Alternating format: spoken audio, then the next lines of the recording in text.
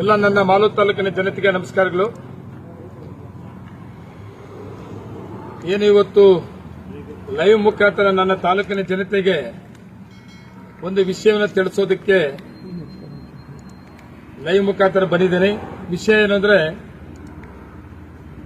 ನೀವು ನನ್ನನ್ನು ರಾಜಕೀಯವಾಗಿ 86ನೇ ಇಸ್ವಿಯಿಂದ ಇಲ್ಲಿವರೆಗೂ ಕೂಡ ಬೆಳೆಸಿದಿರಿ, ಅವಕಾಶ ಮಾಡಿಕೊಟ್ಟಿದ್ದೀರಿ. ಅದೇ ರೀತಿ 2 ಸಾರಿ ಶಾಸಕನಾಗಿ ಮಾಡಿದಿರಿ. 2ನೇ ಅವಧಿಗೆ ಶಾಸಕನಾಗುವಂತಹ ಸಂದರ್ಭದಲ್ಲಿ ಕಡಿಮೆ ಓಟಲ್ಲಿ ಎಂಎಲ್ಎ ಆದರೂ ಕೂಡ ಎಂಎಲ್ಎ ಆಗಿ ಮಾಡಿದಿರಿ. ನನ್ನ ತಾಲೂಕಿನ ಜನತೆ 248 ಓಟಲ್ಲಿ ಎಂಎಲ್ಎ ಡಿಕ್ಲೇರ್ ಆದಮೇಲೆ ನನ್ನ ಮೇಲೆ ಸೋತಂತ ಅಭ್ಯರ್ಥಿ ಅವರಿಗೆ ಕೌಂಟಿಂಗ್ ಮೇಲೆ ಅನುಮಾನ ಬಂದು ಕೋರ್ಟ್ಗೆ ಹೋಗಿದ್ರು. ಕೋರ್ಟಲ್ಲಿ ರೀಕೌಂಟಿಂಗ್ ಆಗಬೇಕು ಅಂತ ಕೇಳಿದ್ರು.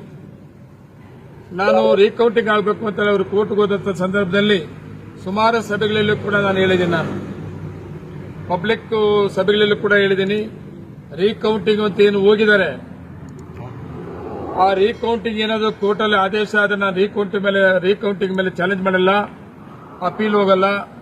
ನಾನು ರೀಕೌಂಟಿಂಗ್ ಅಂತ ಆದರೆ ನಾನು ಸ್ವಾಗತ ಮಾಡ್ತೇನೆ, ರೀಕೌಂಟಿಂಗ್ ಆಗಬೇಕು ಅಂತ ಕೂಡ ಹೇಳಿದ್ದೆ.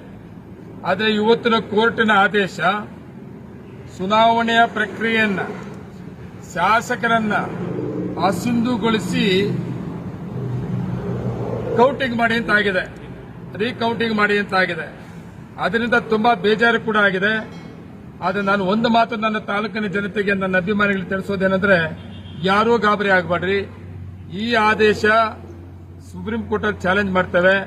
30 ದಿವಸ ಈ ಆದೇಶ ಸ್ಟೇ ಕೂಡ ಕೊಟ್ಟಿದ್ದಾರೆ. ನಾನು ಅವಾಗಲೇ ನೋಡಿದೆ, ಒಬ್ಬ ಮಾಜಿ ಶಾಸಕ ಮಂಜುನಾಥ್ ಕೂಡ ಖುಷಿ ಆಗ್ಬಿಟ್ಟಾನ. ಅವಾಗಲೇ ಏನು ಶಾಸಕರಿಲ್ಲ, ಮಾಲೂರು ತಾಲೂಕು ತಬ್ಲಿ ಆಗ್ಬಿಟ್ಟಿದೆ ಶಾಸಕರು ಅಂತ. ಅದನ್ನ ಹೇಳ್ತೇನೆ ಒಂದು ಮಾತು, ಇಲ್ಲಿ ಶಾಸಕರಿಲ್ಲದೆ ತಬ್ಲಿ ಆಗಿಲ್ಲ. ಕೋರ್ಟ್ ಕೂಡ ಈ ಆದೇಶಕ್ಕೆ 30 ದಿನ ಸ್ಟೇ ಕೊಟ್ಟಿದ್ದಾರೆ. 30 ದಿನ ಒಳಗಡೆ ನಾನೇನಾದ್ರೂ ಈ ಆದೇಶ ಸ್ಟೇ ಕೊಡದೇ ಇದ್ರೆ ತಾಲೂಕು ತಬ್ಲಿ ಆಗ್ತದೆ. ಆದರೆ ಕೋರ್ಟ್ ಇವತ್ತು 30 ದಿನ ಆದೇಶ ಶಾಸಕರಾಗಿಯೂ ಮುಂದುವರಿಯಬಹುದು, ಅಪೀಲ್ ಹೋಗೋದಕ್ಕೂ ಅವಕಾಶ ಮಾಡಿಕೊಟ್ಟಿದ್ದಾರೆ. ಅದರಿಂದ ಯಾರೂ ನನ್ನ ಅಭಿಮಾನಿಗಳು, ನನ್ನ ತಾಲೂಕಿನ ಜನತೆ ಗಾಬರಿ ಆಗುವಂತಹದಲ್ಲ. ಇದು ಯಾಕೆ ಹೆಂಗೆ ಆಯಿತು ಕೋರ್ಟ್ ಆದೇಶ ಆಶ್ಚರ್ಯಕರವಾಗಿದೆ. ಆದರೆ ಸುಪ್ರೀಂ ಕೋರ್ಟ್ ಅಲ್ಲಿ ನಿಮ್ಗೆಲ್ಲರಿಗೂ ಕೂಡ ಜಯ ಸಿಗ್ತದೆ. ನನ್ನ ಜಯ ಅಲ್ಲ, ನನ್ನ ತಾಲೂಕಿನ ಜನತೆ.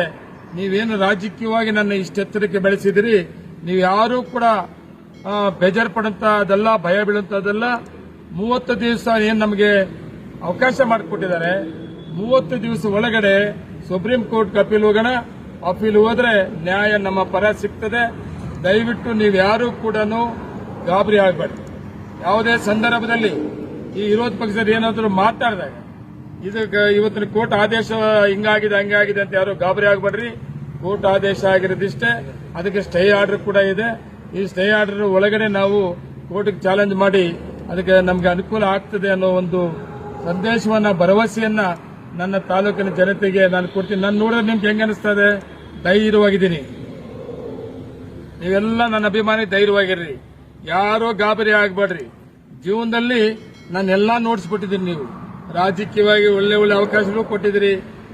ನಿಮ್ಮ ಅವಕಾಶದ ಜೊತೆಗೆ ಇಂಥವೆಲ್ಲ ಫೇಸ್ ಮಾಡಕ್ಕೆ ಆರೋಗ್ಯನೂ ಕೊಟ್ಟಿದ್ದಾನೆ ದೇವರು. ನಿಮ್ಮ ಧೈರ್ಯನೂ ನೀವು ಇರೋದ್ರಿಂದ ನಿಮ್ಮ ಧೈರ್ಯ ಕೂಡ ಇದೆ.